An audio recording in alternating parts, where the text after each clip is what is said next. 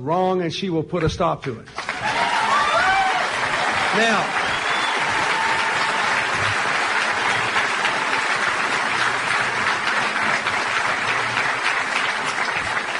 she will also enforce our labor laws and our trade laws and put us in a position to enforce our trade laws. You know, it's interesting to me, and it may be to you, that trade has become sort of this year's dirty word in the Democratic primary, and immigration has become this year's dirty word in the Republican primary. And that's not good for America. It's not good because we're 4% of the world's people and 22% of its wealth. We have to sell something to somebody. The real problem with trade is we cannot enforce our trade laws anymore.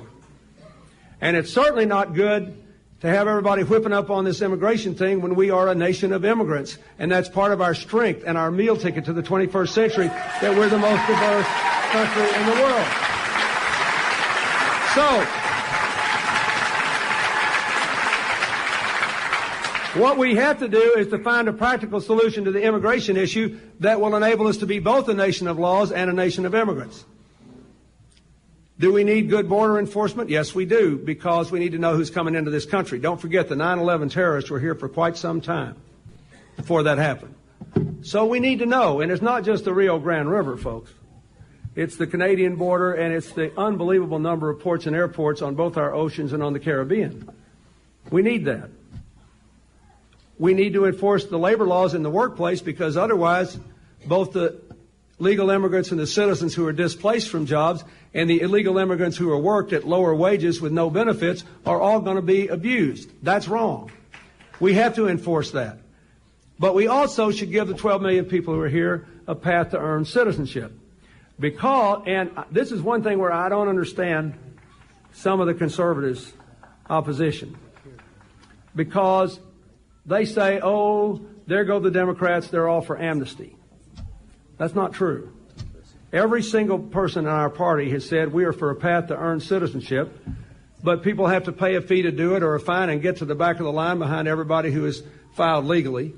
But we want to give people who are working and paying taxes the chance to do this, to even up our system. Nobody suggests that we can find everybody that's not here with documentation and send them all home. And from a national security point of view, we need to know who's in America. Someone should ask the people who say this is a terrible idea whether they think we need to know who's in America. If you gave people a path to citizenship, and believe me, Hillary is a senator from New York. She knows something about the terrorist danger. She knows something about what has to be done to deal with it once something horrible happens. And she is strongly in favor of this, both on humanitarian grounds and on security grounds. Consider this. Suppose we open up a path to citizenship and say you've got to sign up here and identify yourself and get documentation sometime in the next 6 months, okay? And everybody does it, except 50,000 people. We know not everybody will do it, right? So if 11,950,000 people sign up, think about this if you're a conservative Republican whose number one priority is fighting terror.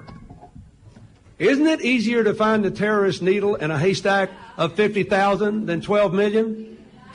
Give me a break here. This is the right thing to do across the board.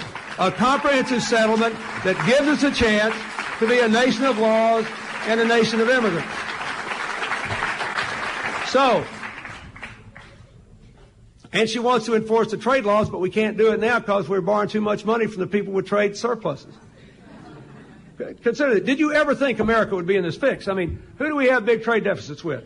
China, Japan, Korea, and the oil sellers. Those are the big four. And who are our biggest creditors? Every day we borrow money to cover Bill Clinton's tax cut and our soldiers in Iraq and Afghanistan and everything else. We borrow that money from China, Japan, Korea, and the oil exporters. So imagine this. You go home from this rally tonight. You get up in the morning and have breakfast and have an extra cup of coffee to get your courage up. You take a leisurely drive down to your bank, walk in the front door, barge in the bank president's office, and slap the living daylights out of the bank president. Now, here's my question. You think you could get a loan tomorrow afternoon? Now, we're laughing, but you get the point, don't you?